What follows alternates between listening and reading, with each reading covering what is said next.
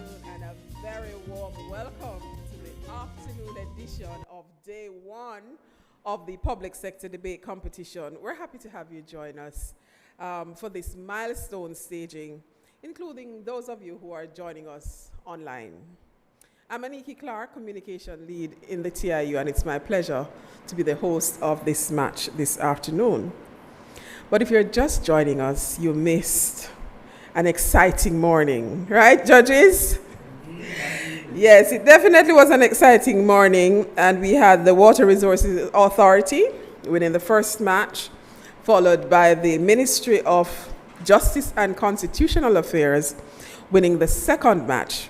But it's not over for their opponents, because there is another round of debating which will enable them to advance possibly to the next round. But continuing the action this afternoon, we have no strangers to the competition. We have Team Ministry of Industry, Investment and Commerce on my right, and we have the Passport, Immigration and Citizenship Agency on my left. Welcome, team. And I like to observe, because we have on Team Pika 2 females and a male. Likewise, on Team Pika 2 females and a male. Likewise, on MIC we have 2 females and a male, and they're evenly matched up. Is this a coincidence? I'm so looking forward to it. And at this point, we'll invite the teams to introduce themselves, starting with the team proposition, Ministry of Industry, Investment and Commerce.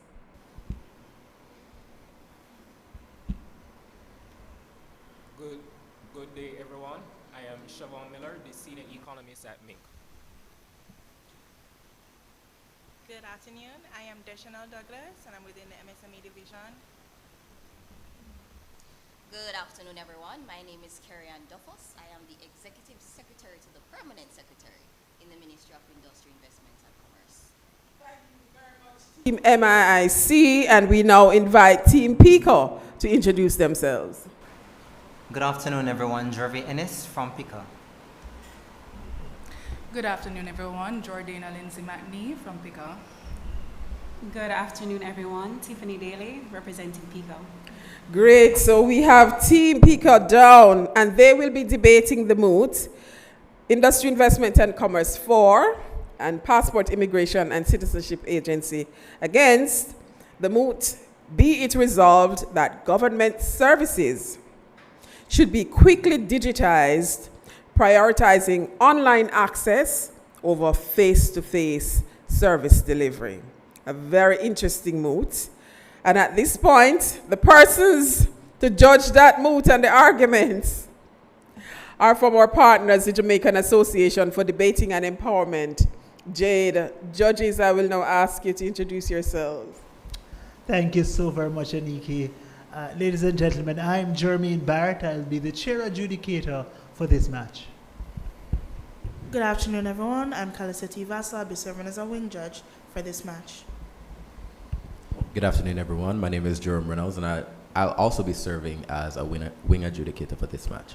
Great, great. Thank you, judges. It's now over to you.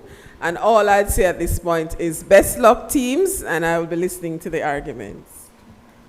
Thank you very much, Aniki. Judges, rather teams. It is time for us to get the match started. But just before we do so, just a reminder as to the rules of this debate. So each team having 3 debaters. We'll see the first debater speaking for 7 minutes, the second debater for 6 minutes, and the third and final speaker, we call that the reply speaker. That address will be delivered within 5 minutes. After the first 2 speeches, as first proposition, first opposition, we'll enter a period of cross-examination. We'll enter another period of cross-examination after the second pair of speeches. We will then pause for 1 minute. Thereafter, we'll have the reply speakers, beginning with that from the opposition team, and then the debate will conclude with the reply speaker from the proposition team. Debaters, please ensure that you're monitoring the time or certainly listening to the time signals. The first and last minutes those will be indicated to you by an audible sound. Let's hear that sound. Good, a clap, and then you will hear another clap when you've, of course, that would be the first minute, and then another clap signals that you've entered your final minute. 2 claps indicates that you have exhausted the allotted time, but we're kind, so we give you 15 seconds extra. Thereafter, you must cease and desist your presentation because we will then move on to the next debater. All right? So with that said, with that in mind, teams, are you ready? You ready? All right, so let us get the debate started. At this time, I invite to the lectern the first proposition speaker to open this debate. Hear, hear.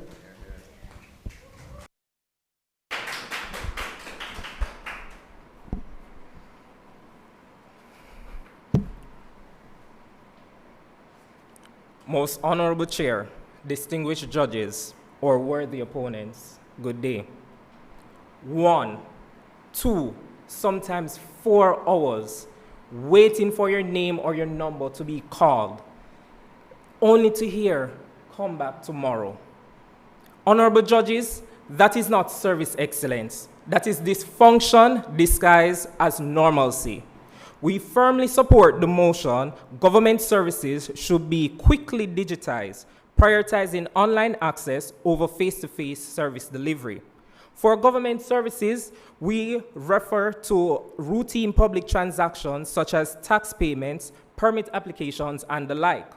Quick digitization means strategic acceleration, moving the most repetitive services online first that yield the fastest public benefit, while face-to-face interaction remains a targeted support for vulnerable citizens and specialized service requiring physical verification, such as police records.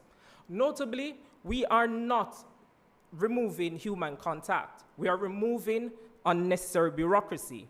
We propose a digital-first model funded through internal reallocations and efficiency savings, as the model improves efficiency, reduces leakages, increases compliance, and strengthens government revenue collection. Honorable judges, as first speaker, I will highlight the more effective ways to serve our citizens, and my deputy will enhance our position by outlining the model's role in national resilience, and our third speaker will finalize the argument. My worthy opponents, Jamaica operates in a digital economy.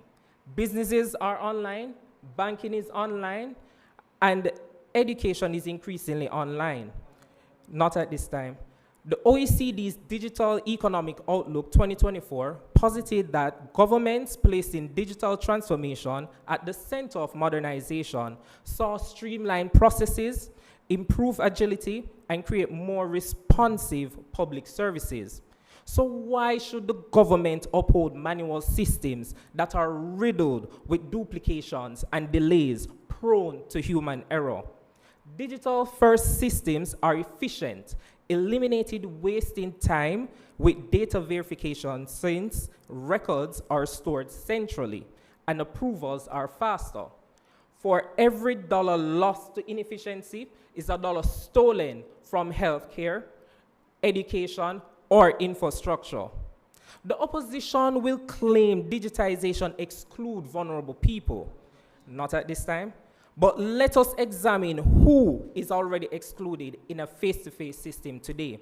The worker that cannot leave work for half day, the rural citizen that have to travel to Kingston to process one document, the elderly person physically challenged by long queues.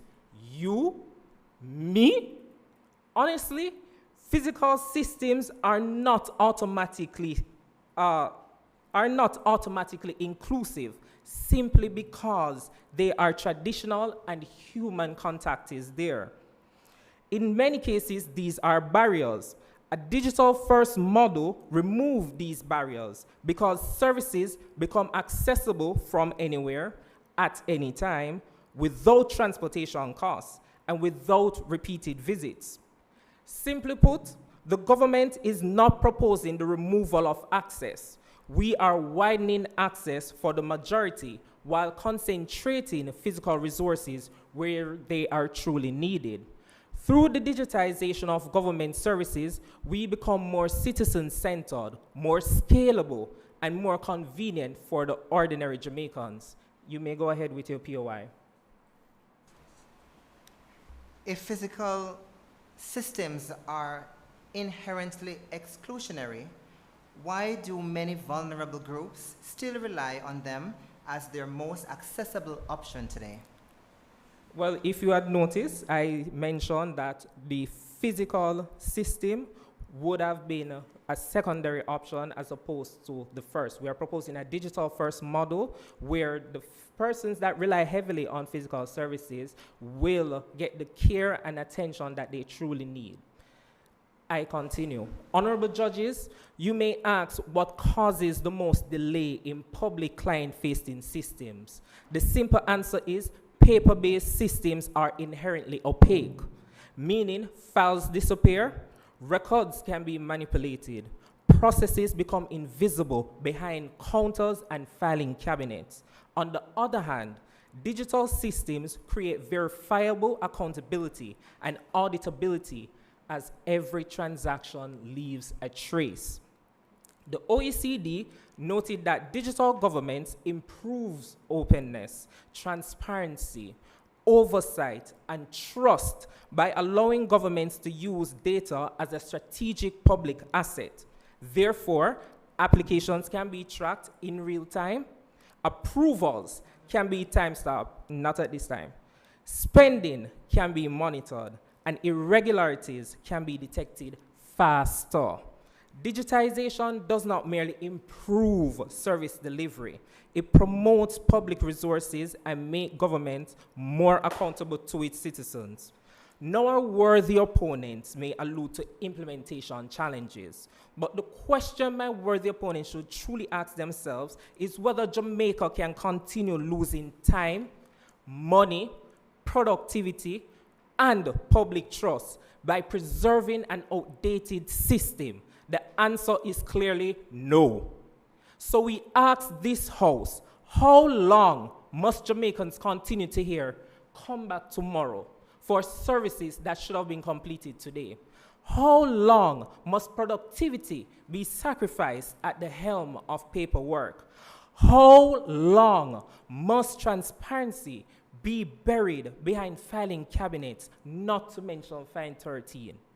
Honorable judges, to prioritize inconvenience over innovation is to deny our citizens the service they deserve. A modern Jamaica requires a modern state. We therefore urge this House to strongly support the motion. I thank you.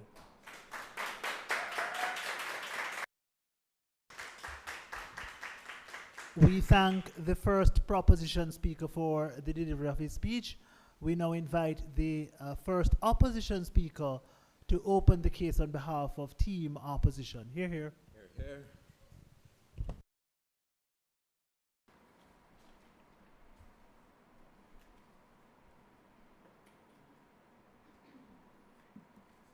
How can you talk about come back tomorrow when trying to access face-to-face government services? Have you ever tried to peruse the digital platform and all you get is the robotic reputation of an e-character trying to assist you but can't, telling you to hold on and never return, transferring you but never making a correct connection? Siri, Gemini, just to name a few.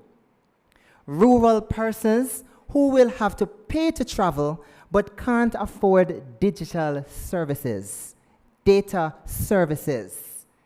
I want to make it categorically clear that we are not against digitization. Quickly and prioritizing for us are the operative words. Good day, panel. The motion before us reads, be it resolved, government services should be quickly digitized, prioritizing online access over face-to-face service delivery. The team opposition today will prove that the preferred stance is to responsibly digitize, balancing face-to-face service delivery with digital interfaces. In this speech, I will describe the fair and regular construction of the word quick and then describe the harms of the quick digitization process. In the second speech, mutually exclusive benefits of face-to-face service delivery, the opportunity cost of digitization, and the margin of harm caused to the vulnerable. In the third speech, frontal responses to the clashes of efficiency and the convenience versus access and connection. Please note that only 13% of Jamaicans use digital government services over 60% of people who feel disconnected. Even though there's a high penetration in terms of internet access, that access isn't reliable and there isn't commensurate access to the ICTs to make use of it. For most people, face-to-face service delivery isn't optional. It is their only access. Take, for example, the elderly, mentally disabled, and others. My second speaker will expand on it more, but we must emphasize a balance of face-to-face and online service delivery to ensure that we don't alienate the vulnerable.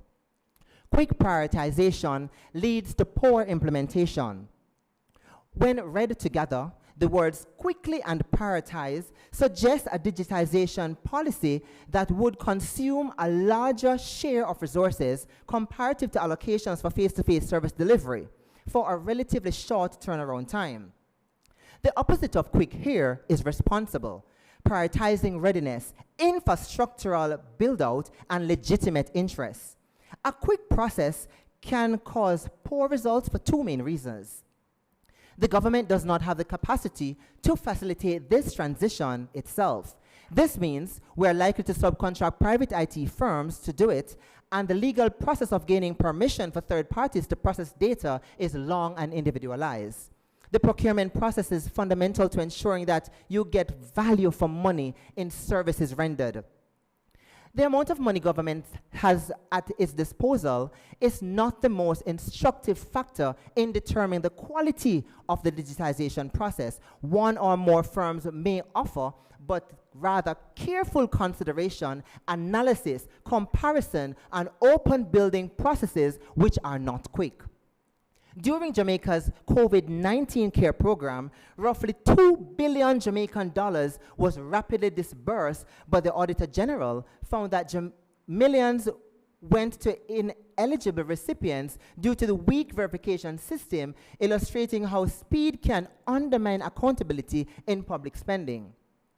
Poor implementation leads to security threats. Where subpar IT firms from bad procurement practices are processing huge amounts of data with no legal or cyber protection for citizens, it is a disaster in the making. Let me make it clear, the full brunt of breaches we're exposed to. We can appreciate cyber concerns in status quo, fraud, phishing, etc. Apart from these, even where individuals use legitimate platforms, the size of the databases make them more vulnerable to external data breaches. The remedial, go ahead. Is it that you're saying that these data breaches are not in face-to-face transactions or not paper-based transactions? These data breaches will exist in face-to-face and they will exist on the digital platform. But what we're saying is, when it comes on to face-to-face, the customer knows where they're going. They are going to a government agency and they know who they're handing their documents to. They know how the process is. However, with the digital platform, we do not know who is handling our data behind the scene. We don't know what is happening right there. All we're frontal with is a machine. What takes place behind the machine, we can't say. The remedial work becomes more expensive and burdensome in effort to compensate the victims and create new firewalls for protection. In 2025 panel, 16 billion credentials were leaked from companies such as Facebook, Google, and other major data storage companies. Even for the most fortified companies, the larger the store of data, the more vulnerable it becomes.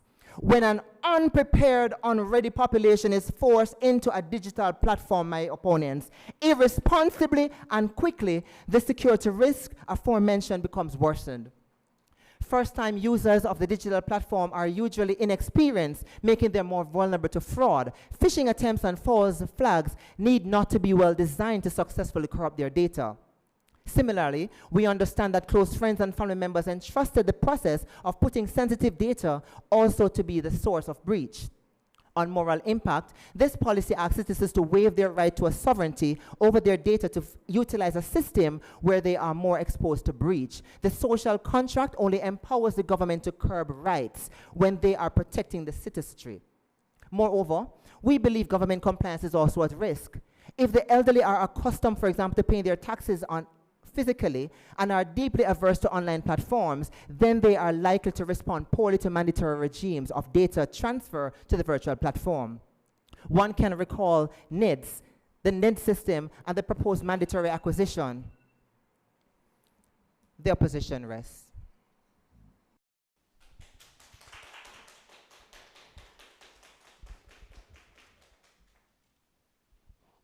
We thank the first opposition speaker for his address. We now move to the first segment of cross-examination. In this segment, the opposition team, Team Pika, gets a chance to ask 3 questions first of the proposition team, Team MIIC, after which we'll flip and allow MIIC to ask their questions of Team Pika. Now, of course, each question in this segment is limited to 10 seconds, each response limited to 45 seconds. Pika, you may now proceed with your questions. Hello again. My first question.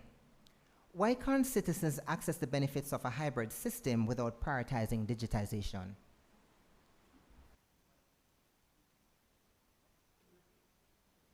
Why can't citizens access the benefits of a hybrid system without prioritizing digitization?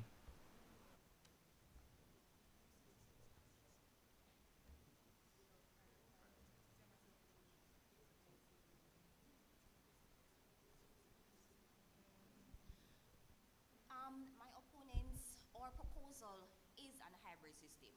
We are saying that digitization should be the first step into accessing government services, and face-to-face should be second. So we're not, by prioritizing, we're not replacing. They will still work in tandem with each other.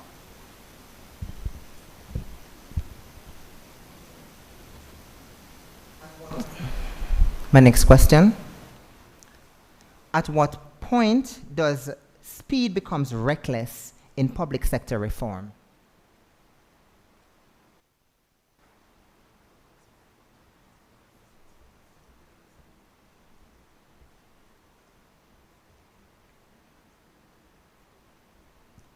My opponents, speed that we have defined is phased implementation and the strategic implementation of services that are already built and already accessible and implemented. So the speed in which you are referring to is reference of careless haste. That is not what we are saying. What we are saying is strategic implementation of services that yield the best benefit to the public.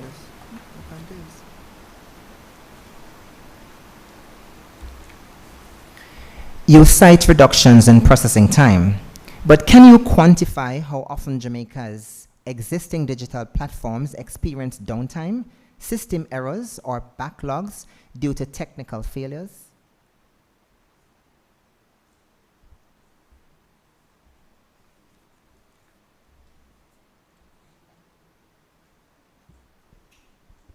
Right.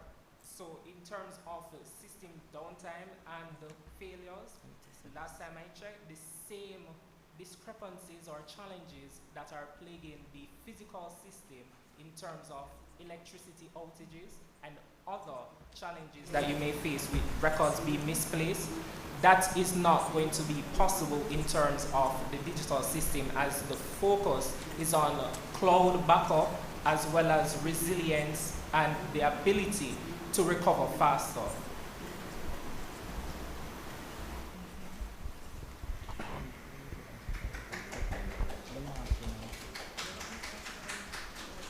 All right, thank you very much for this phase of cross-examination. We now invite the proposition team, Team MIIC, to ask their questions of Team Pika.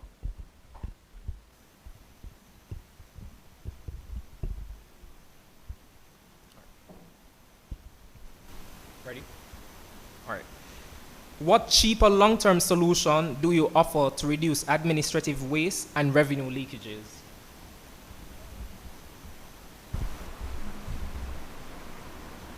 Okay, so the long-term solution or the cheaper solution is fixing the inherent problems and not just rushing to quickly prioritize digitization.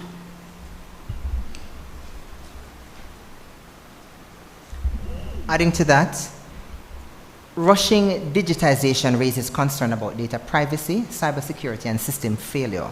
And just to point here, based on a question that you were asked and you answered, that there's dependence in either world, but one is worse than the other. And just to let you know that prioritization includes a massive consumption of resources to prioritize digitization, meaning face-to-face will be of less value. When hurricanes, pandemics, or office closure occur, how exactly does your paper-based model continue serving the citizens? Could you repeat your question? When hurricanes, pandemics, or office closure occur, how exactly does your paper-based model continue to serve the citizen? Let us address what happened in Melissa not too long ago, where digital systems went down completely on one part of the island. Face-to-face services was the only thing that kept that side of the island up and running. Our last question. But as it relates to paper, what we are defending here or emphasizing is a hybrid system. So we're working with both, where you have the digitization and you have the face-to-face. So one complements the other.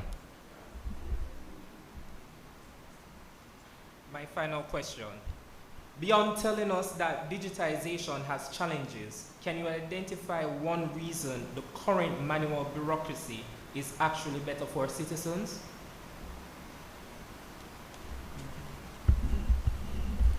We are not saying that bureaucracy would be better for the citizens. What we are saying is fix the inherent problems that create this bureaucracy.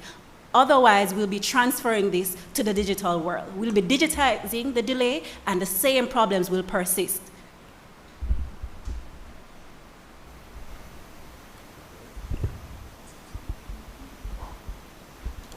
Thank you very much, both teams. We now move the debate along with the presentation now from the second proposition speaker. Hear, hear.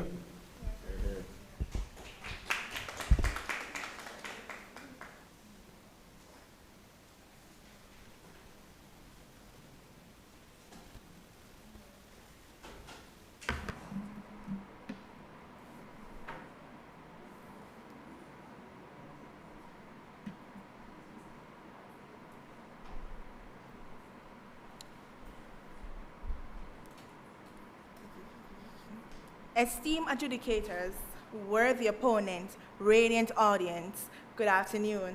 My worthy opponents, we are arguing online first, not online only. So there would also be use of kiosk and electronic support. And also, when you say it's too expensive, delaying digitization does not reduce the cost. It spreads inefficiency over a long period of time. And thank you for making our job here easier by agreeing with our stance. So let us make something abundantly clear. We are not proposing that Jamaica wake up tomorrow and build a digital state from scratch. We are proposing that Jamaica accelerate what is already working. The government is already pursuing bureaucratic reform under the Aspire Jamaica framework, particularly under the pillar of reform of the bureaucracy, which the R stands for in Aspire. This specifically targets the ease and the speed and the cost of doing business. So platforms such as the Jamaica Business Gateway, the Government of Jamaica Electronic Procurement Platform, GoJEP, and the Digitized Tax Administration Services prove that digital state is not fictional. It is already functioning in parts. Our proposition is simply this. If these systems are already delivering results, why should the government move slowly in expanding them? We need only to look to Benin, a nation that developed the Estonian X-Road architecture. In less than 6 years, they have climbed to 13th in Africa for e-government, with a consistent 6% GDP annual growth rate. Benin proves that the Estonian model isn't just for Europe, it's a roadmap for the developing world. The opposition obsess over expense, but honorable judges, not right now. Cost without return is a waste. This is not that. This is a productive capital investment. When statutory transactions are moved online, the government captures revenue faster and more accurately. The tax administration reported that in just 2 years, there was a massive jump from 29% to almost 80% in taxing. Filing. The manual system leaks money through delayed processing and underreporting. Digital system reduce those leakages because every payment is logged and tracked. That means the government collects more of what is already owed while spending less on administering the same service. So yes, there is an upfront spend, but the platform begins paying for itself through stronger compliance and lower operational costs. In simpler terms, my friend, we spend now to stop losing indefinitely. So let us consider the private sector impact. Imagine if every business owner still had to physically buy bid documents, physically submit tenders, and physically process routine approval. That is time lost, fuel wasted, money already high, and that is productivity stall. Digital procurement platform like the GoJet platform have already showed how online system reduce transaction friction and improve participation. If the same principles are applied across wider government services, not right now, businesses registered faster, permits move quicker, and investment confidence rises. A slow bureaucracy produces a slow economy. If Jamaica intends to compete globally, government cannot remain the bottleneck. Honorable judges, truthfully, not all government services can be digitized, like the police record that requires your fingerprint. But there are some processes in those services that can be digitized, like registration and the setting of appointments. And digitization is not only about convenience on a sunny day. It is about the continuity when disruption comes. The question is not whether everyone is online today. Opposition, it is whether we build a system that ensures everyone can be reached tomorrow. Jamaica is hurricane prone. Jamaica regularly sees interruption to physical office operation. When office closes, paper systems stop, but the cloud-based digital system remain accessible. Applications can still be submitted. Payments can still be made. Government can still communicate. We saw the value of this during the COVID-19 period, when the digital benefit distribution became essential for reaching citizens quickly. Now, what this opposition will say about the cyber attack, not right now. It is a misconception that the analog services are safer. Physical records can be lost or accessed without detection. In contrast, digitized systems fortified by cybersecurity protocols make breaches not only preventable, but also traceable. My fellow opponent, both systems can be breached, but only one leaves a trail, making recovery faster. Jamaica is not digitizing in a legal vacuum. The Office of the Information Commission now enforces the Data Protection Act. The government have also launched the Record and Information Management RIM policy that safeguards information when digitized. And in the event data is breached, we have our Jamaica Cyber Incident Response Team as the digital police. So cybersecurity is not being ignored, it is being regulated. The opposition will argue about the lack of internet access and redundancy, and those are real concerns. However, the difference between our side and theirs is that we solve the problem.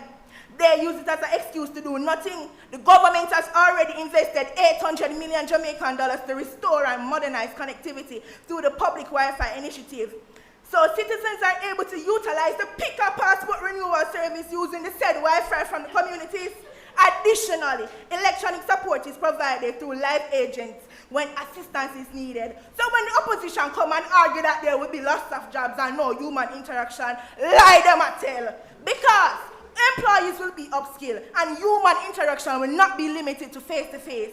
We are not asking this girls to gamble on an untested fantasy. We therefore continue to stand firmly in support of this motion. I thank you.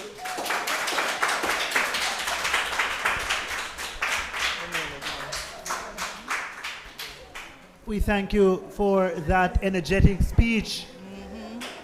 Ladies and gentlemen, we continue now with the presentation from the Deputy Leader of the Opposition. Hear, hear.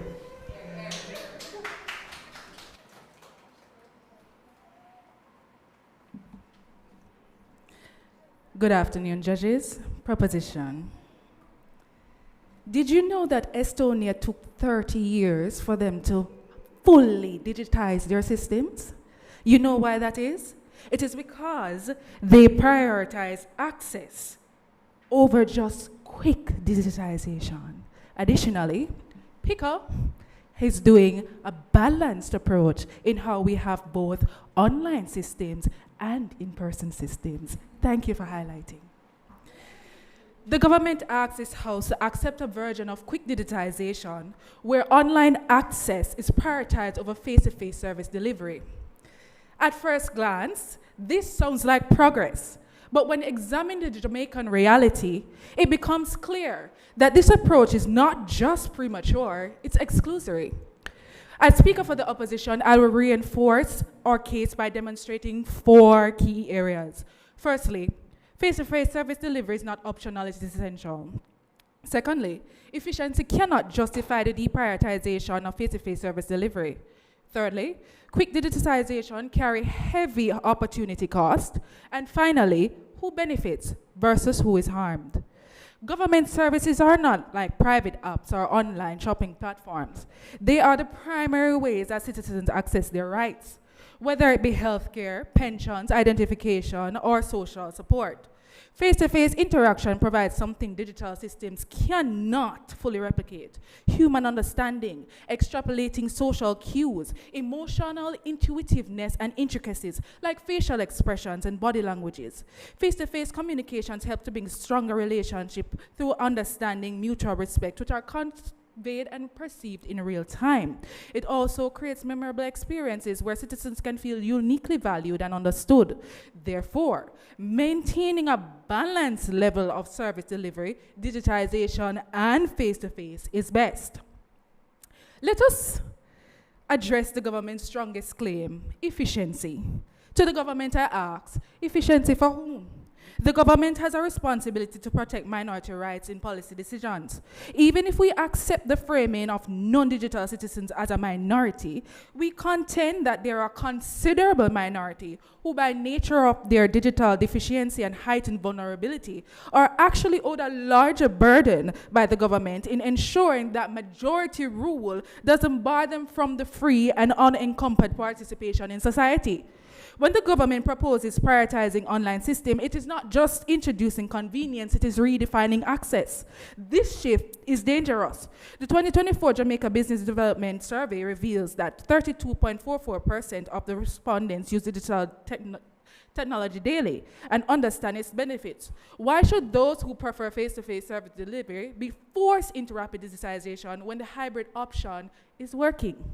The government has a duty to not just maximize efficiency, but to guarantee access. Access must be measured by the most vulnerable, not the most capable. And with the balanced integration of both responsible digitization and face-to-face service delivery, efficiency can still be achieved. Whatever resources are allocated to face-to-face service delivery will be consumed by the digitization process. Government resources are finite, and it costs more to create and maintain digital systems. The government must contend with technical barriers, which is building the necessary technology infrastructure that requires significant investment and expertise. Public awareness and trust. Public campaigns must be essential to educate the population. This takes time and money. Regulatory issues. Policymakers need to create flexible regulations that can adapt to changes in technology and address privacy concerns effectively. This will require adequate time for efficient execution. Additionally, the cost of infrastructure for digitization includes paying retainers and fees to large IT firms and to acquire and process large amounts of data. The recurring cost includes paying cybersecurity and resilience, insurance against attacks, remedial methods after breach, and so much more. But Mr. Speaker, What is being sacrificed? Strengthening the rural service centers, that is improving the quality and capacity of the government offices outside of urban areas. That includes proper equipment, reliable systems, and the available of key services. It also would sacrifice the human support systems, that is interactions and explanations, and not just give instructions. We must weigh who benefits from who is harmed. On the government side, the primary beneficiaries are urban residents, digitally literate individuals, and those with stable internet and devices. Persons who in status quo, can already access online and physical services. On the opposition side, the people at risk are the rural populations, where up to 45% remain offline or with limited access, according to TakeGov.com. Elderly citizens are less digitally literate, or the less digitally literate, low-income individuals who cannot afford consistent data services. Jamaica is still developing its digital infrastructure. We agree. Strengthening its workforce and working to close the digital divide. Until these gaps are addressed, face-to-face service delivery must remain central to the public service delivery, not secondary. When the government moves faster than its person can follow, it does not lead them forward, it leaves them behind.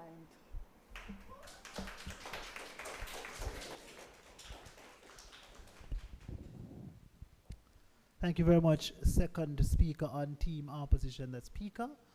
Ladies and gentlemen, we move to the second segment of cross-examination. In this segment, the proposition team, that's team MIIC, gets a chance to ask their questions first to team Pika. The restrictions with respect to time, or the rules with respect to time, the length of time of a question and response remains the same as would have obtained in the first segment of cross-examination.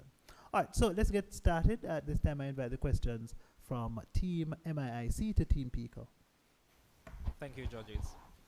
If governments worldwide are digitizing to improve service delivery, why should Jamaica deliberately remain behind? That question is under the assumption that digitization is bad. What we are saying is that while we are digitizing, we're balancing it with the face-to-face service delivery so that they grow in parallel. That way, when we access our digitization process or when we implement it, persons aren't left behind. Continuing on that, digitization, we're saying, is beneficial, but the procurement must be done properly to ensure all working parts are in place, but we still send it home that face-to-face is needed.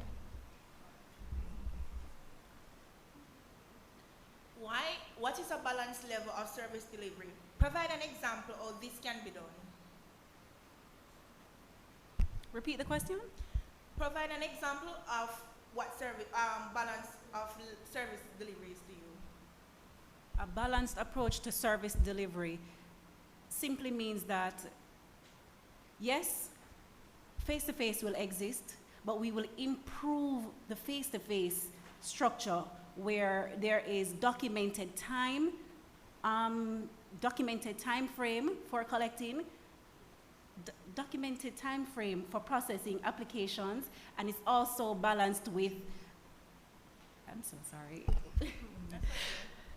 To the question that you asked, the balancing includes both system being upgraded and persons being able to use the system accordingly. It includes training of staff to use the system that you're implementing. It also helps to sensitize the persons into using the system. All right, so if by this balance system that you're proposing, how long can the government continue to split the bill between digitizing and having paper-based system? These are two heavy systems. We are not saying that the government is going to take one and leave the other behind. We are talking about a hybrid system. There should be a balance in everything. So it's not about when the government is going to stop. We are saying that there must be a balance. Procurement will take time. As to how long it takes, we do not know. But what happened is that you have to procure the best system that fits the country, and therefore you need to ensure that face-to-face is still intact, because we cannot leave the vulnerable behind. A balanced system also represents where the proper resources are allocated properly. Where there is a need, that is where the resources are allocated. So until it is that we have fixed the inherent issues that affects face-to-face, we cannot just go ahead and... I'm there on that question.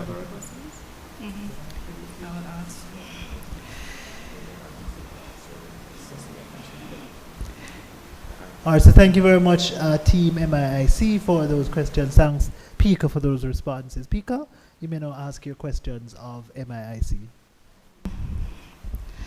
You argue that it is not about eliminating face-to-face. So why must digital access be prioritized rather than developed in parallel?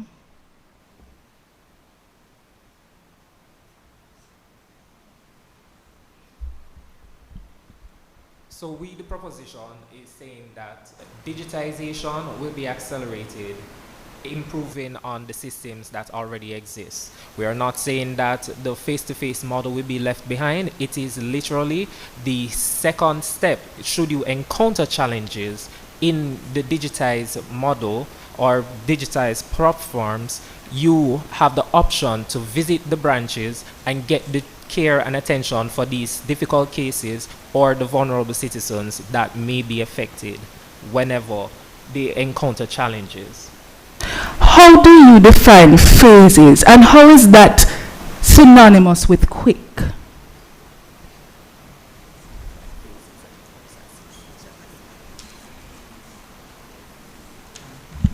Our definition of quick is not reckless or careless. It is strategically accelerated. That's what we mean by quick. We're building on what exists already. We're not starting from scratch. We already have the foundation. Why are we waiting to advance it? Let us move. We want to be globally competitive. Everybody else is moving faster than us. But what is the delay?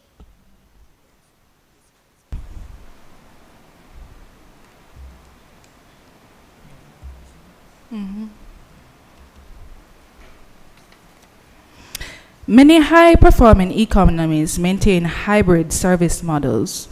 Why does your case assume that prioritizing digital over physical is superior to balanced integration?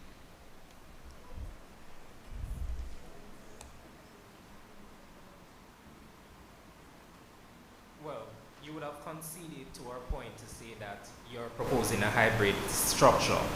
However, when we say digitalized platform first, the effect that is important to the populace of Jamaica is similarly to what has been experienced with the implementation of the J-Swift platform, where in 2017, 50% of Jamaica's trade balance were active as a result of traders and business persons conducting the transaction and visiting multiple border regulatory agencies for one export or import permit.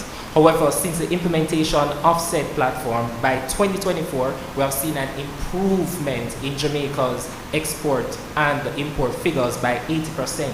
So the impact that we're expecting is government expenditure as well as government output to be increased.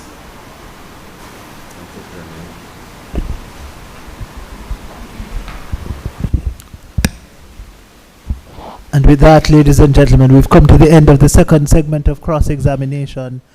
We will now pause for 1 minute to allow the teams to catch their breaths and reflect quickly on their reply speeches. At the end of the 1 minute pause, we'll resume with the reply speaker from Team Opposition, followed by that from Team Proposition. Debaters, your 1 minute begins now.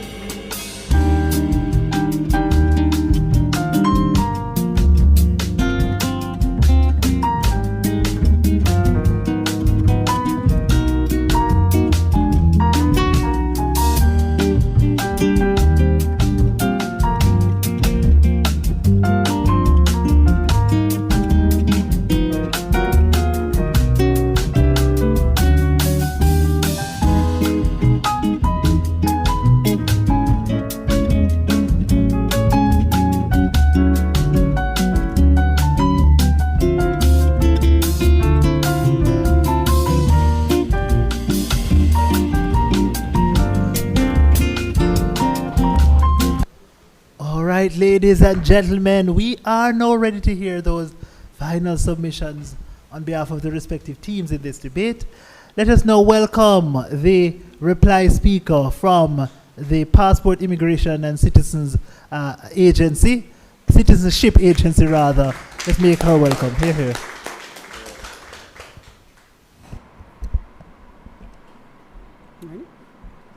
Judges, we've heard the proposition's case, and they would like us to believe that quickly prioritizing digitization over face-to-face delivery will be the magic wand that solves all the inefficiencies of doing business with government agencies.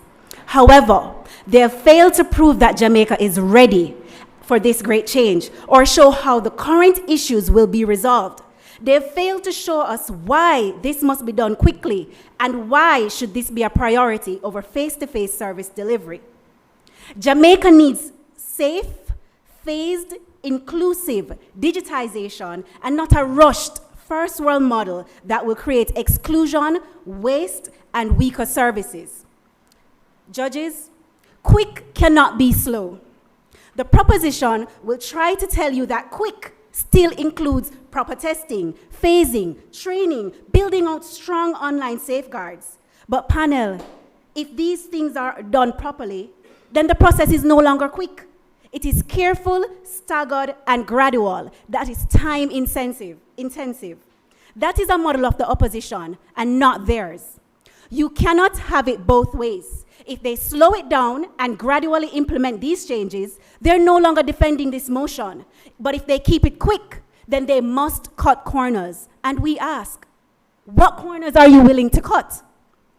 The opposition supports modernization, but we insist on readiness first and speed after. Digitization must be built on strong legal, technical, and social foundations and not rushed to meet an arbitrary timeline. Mr. Speaker, inefficiencies will persist or worsen. The proposition argues that spending less time in government offices will increase productivity and benefit the economy. And we do not reject this goal. What we reject is the assumption that quick digitization will automatically achieve it. Let us make this clear. Time wasted in offices is not caused by face-to-face services. It's caused by poor systems, weakened processes, staff shortages, bad record keeping. And if those problems aren't fixed, then we'll simply digitize the delay. So instead of long lines in the office, we'll have long online queues, long wait time for email responses, a help desk that is overloaded and offer no assistance. A customer who was once stuck at a counter waiting for an officer will now be stuck on a website with no response. It's the same problem. One is physical and one is on a screen. So why is there this great rush to digitize and prioritize? Why not offer a balance? Why not? If their argument is based on an ideal version of digitization and not a rushed version, and that is what the mute states, that we need quick prioritization. The opposition supports increasing productivity and not duplicating problems. Let's fix the current system and then digitize in a responsible and safe way. Mr. Speaker, we support a balanced hybrid system. The MOOT does not ask for balance, it asks for prioritization. And until they can clearly state why should you prioritize digitization, they have not delivered on this MOOT.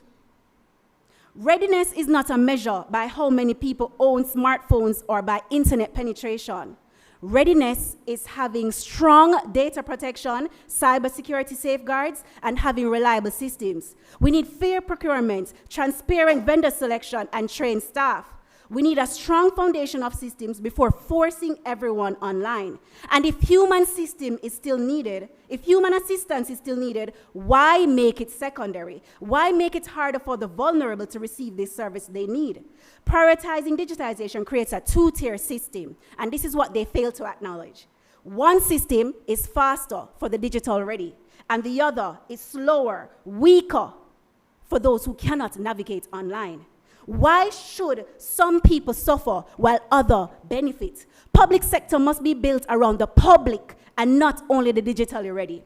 Judges, when the government get things wrong, it is the citizens that pays the ultimate price. Speed cannot be a priority when public access, taxpayers' money, and citizens' personal data are at stake. We must not replace one broken line with a broken online system.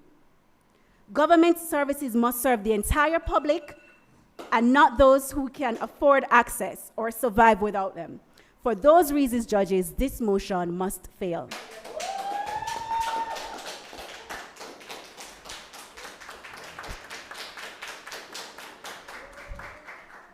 Thank you very much, reply speaker from the opposition team. We now call upon the reply speaker from the proposition team to conclude the proposition case and, dare I say, the debate overall. Hear, hear.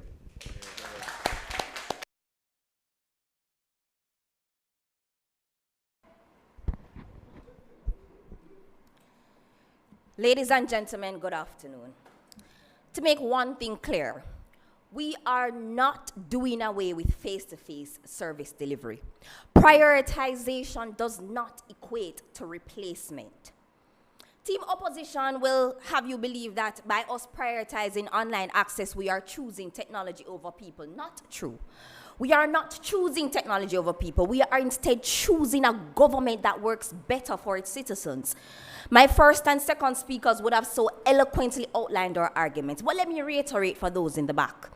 We are simply proposing placing majority of the routine government services online, while at the same time offering face-to-face support for those citizens that you mentioned that need it most. Simply put, digital first, in-person second. Once again, my opponents, quickly, by our definition, does not mean acting carelessly or without thought, but is a strategic and deliberate approach, building on what already exists, just accelerated. You're trying to convince us that doing nothing is the course of action to be taken, but isn't that contradictory? How does doing nothing achieve to something? The math just is not mathing. We on Team Proposition have provided a clear computation that just makes sense. Let's do the maths. Prioritizing online access means subtracting long lines, analog bottlenecks, duplicated processes, and administrative delays from government services, which then equals to faster processing times, reduced paperwork, greater levels of efficiency, accountability, and transparency. Add to that, public sector workers now have more time to focus on assisting those vulnerable citizens that need that extra help and on other responsibilities that will help to boost productivity. I don't know when last Team Opposition has visited our government office. That compassionate and friendly human interaction you refer to is very rare. The public sector workers are overworked and stressed, and that drains into the service delivery. By prioritizing digitization, work is easier. Easier means better service. We already see the benefits that online services provide in this country, from programs like the Jamaica Business Gateway, online passport renewals, thank you for that. These systems work, but we are still in the testing phase. We need greater implementation. The status quo is inadequate. Just stagnation disguised as normalcy. But when has stagnation ever been the objective for any developing country? A developed state cannot operate at the speed of paper pushing. You have argued that online systems exclude the vulnerable, making mention of people that don't have access to the internet and elderly persons. But when are we going to stop using our country's vulnerable as an excuse for complacency? Jamaicans are more resilient than what you are giving us credit for. And even with that resilience, our proposal is we still have provisions in place to account for those rare scenarios. These people will still have the opportunity to go into office for help, minus the nuance of long wait times. What is truly exclusionary is the analog system that you're trying so desperately to convince us is working. The paper-based system as it is now excludes the rural citizen who must travel hours to the nearest government office, then wait hours again just to get through. It excludes the very same public sector worker that also needs to access these services but cannot leave their station because there are 20 people in line and another 50 outside. It excludes the Jamaican abroad working in the farm program that just bought that little parcel of land back home and has to keep up with his property taxes. Can you imagine going on a plane every year to go into tax office just to file your property taxes? Digitizing government services reduces barriers. It makes services available anytime, anywhere, outside of office hours and beyond borders. That is not exclusion, my opponents. That is expansion. So let us do away with these archaic practices and procedures and step into the Jamaica of the future for the benefit of all Jamaican citizens. Thank you.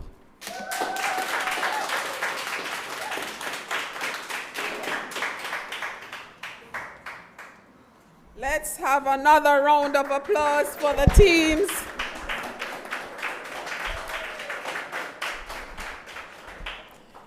They have made their arguments forcefully, right? Very forcefully. So for those of you who may have just joined, you joined a debate match between the Ministry of Industry, Investment and Commerce and the Passport, Immigration and Citizenship Agency, and they debated the moot, be it resolved that government services should be quickly digitized, prioritizing online access over face-to-face service delivery. I wonder if some of us will be able to go back to our offices. Right? But we thank the teams for that spirited debate.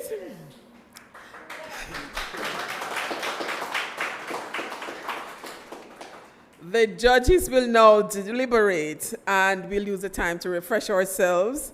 And the next person you will hear from is the chair adjudicator who will sum up the match and announce the winner. But we want to know from those of you online, are you for or against the vote? Tell us in the comments, share your experiences, and come back in 15 minutes or so for the summation. Well done, team.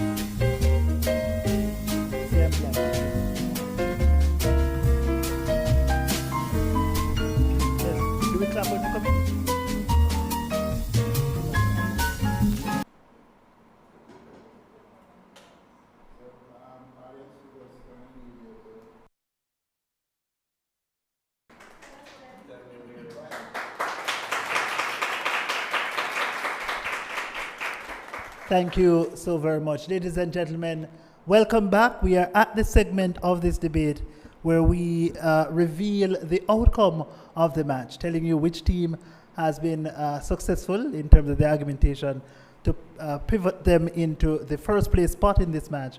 And of course, some analysis to kind of explain to you why we, the panel of adjudicators, saw it that way.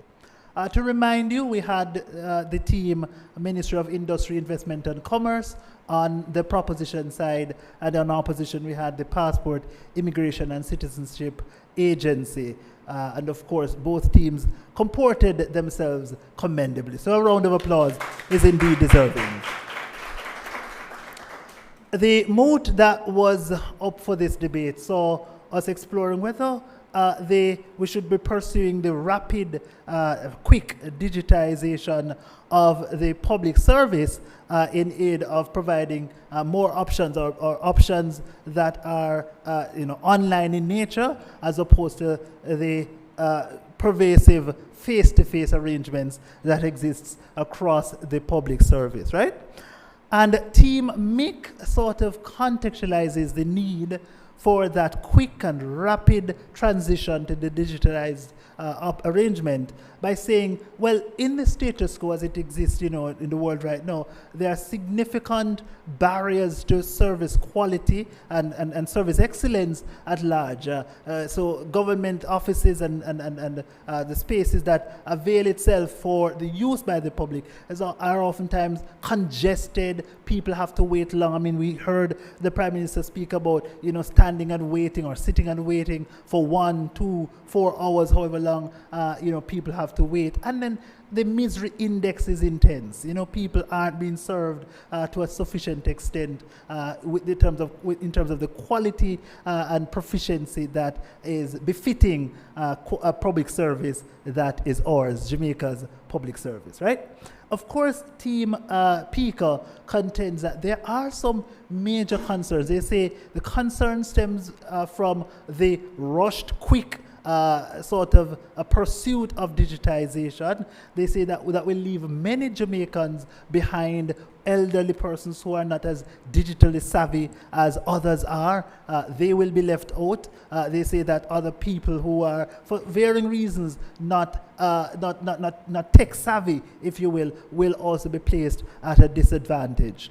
They say as well that there are significant concerns with respect to the safety, the robustness of the digital mechanisms that are to be pursued. They point to the concern having to do with data loss or data theft and the misuse of private data that is easier, they contend, to exist in a world where the systems being employed are digital in nature. Of course, to which we get a response, an appropriate response from Mick. Mick tells us that yes, the loss of data, the theft of data can exist in either world, but then they say it is better if it exists in a world where the structures being employed are digital in nature, insofar as those structures provide a capacity to track and trace the source of the data loss and potentially to apprehend and to fix it fairly easier than that which would obtain in a world where the data has been lost or misused by the human agent, right? Another interesting idea we get as well from Team PICA is this idea that says, well, we lose the human touch. And what does that look like? There are ways in which we communicate as human beings, that the meaning of which is transmitted through maybe our facial features and how we use our hands, the gesticulation. Those kinds of things are appreciable only by fellow human beings. And technology can't get those subtleties, right? And so that is lost. And they say that that's a major impact as well. Certainly the second speaker contends. Now, with arguments like that, we feel like those are interesting arguments. The panel our brains lit up when we heard that idea, but we don't think that Team PICA does well enough with that kind of argumentation. They tell us that this is a deficit, but one we don't know the extent to which that deficit is resolvable or solvable in a world where people are meeting increasingly or more than meeting with the human entity. In other words, we don't know if, for example, there are mechanisms within the public service. Are public servants trained? Are they equipped to better treat with those subtleties than does AI? Or could it be that the public servant may be ill-equipped to treat with, for example, an aggressive individual who comes in, face all screwed up, annoyed with something that has caused them to become upset. So we needed to hear that articulated a little bit better, but we do accept that there is some loss in the world of AI. Another concern we have is a scale of that particular concern. How significant is it? So both teams would be well advised to always reflect on not just the relevance and truthfulness of their arguments, but ultimately as well, how important is it? How significant is it? And weigh the arguments that you're putting forward in the debate so that we can see either the detriment or the benefit at large. A major concern that we as a panel have in this debate stems from the interpretation of the moot.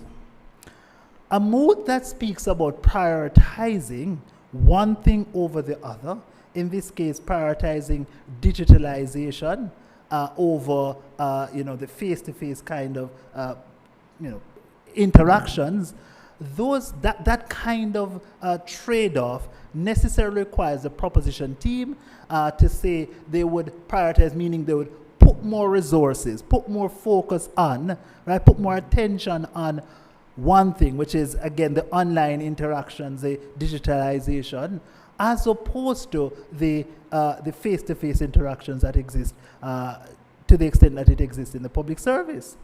What Team PICA tried to do in a number of instances along their case is to argue for what they contend to be a balanced approach. Now, we know, and let me not say we believe, we know as a panel that moots that are formulated in the way that this one is, prioritizing one thing over the other, requires that the counterfactual be defended by the opposing team. So the counterfactual of prioritizing digitization is to prioritize face-to-face interactions, right? And in other words, you can't, as we say in popular parlance, you can't have your cake and eat it, right? You have to give up some of one thing in order to prioritize another thing. You can't do both. Necessarily as well, this is necessarily the case because, and this is a bit of debate, a meta now, when it is that proposition is advancing a particular policy, the extent of resources that they are using to propel that policy along must necessarily be at best the same amount of resources that are being used by team opposition. Opposition doesn't have the opposition fiat or the right to use greater amounts of resources. And so we think that if you're prioritizing both, then you're necessarily going to be using a greater quantum of, well, let me not say necessarily. You're likely to be using a greater quantum of resources to effect both things happening at the same time, right? And so we think that that was a strategic misstep on the part of Team PICA. So ladies and gentlemen, the scores are in. We have one team ending on 281 points. That's the winning team. And there's their second place team, or the second place team score 264 points.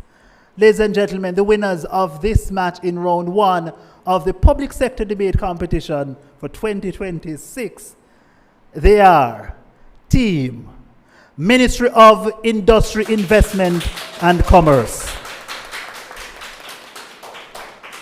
Congratulations to Team MIIC on securing the victory, and may I invite the audience to give a round of applause for the second place team, Team PICA.